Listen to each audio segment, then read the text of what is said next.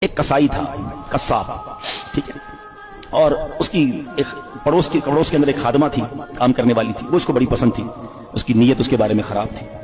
تو ایک دن وہ کہیں جا رہی تھی تو یہ بھی اس کے پیچھے پیچھے ہو لیا۔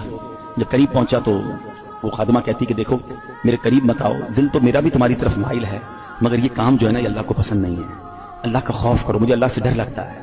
اس نے سوچا کہ جب تم خادمہ ہو کر، ایک غریب عورت ہو کر اللہ سے ڈر رہی ہو، مجھے زیادہ ڈرنا چاہیے۔ اس نے اس عورت کو چھوڑ دیا اللہ کے ڈر سے، کوئی دیکھنے والا نہیں تھا، they were both alone there، مگر اللہ کے خوف سے چھوڑ دیا۔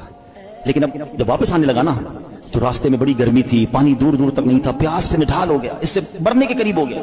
تو ایک اور شخصیت وہاں سے گزرے، کہا آپ کون ہیں؟ کہ میں فلاں نبی کا قاصد ہوں۔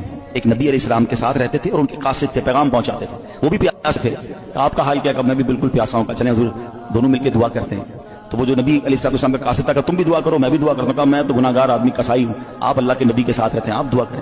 انہوں نے دعا کی، انہوں نے آمین کہنا شروع کی۔ تھوڑی دیر ہوئی تو ایک بادل آیا، بڑا کالا سا، بڑا ٹھنڈی ہواؤں والا۔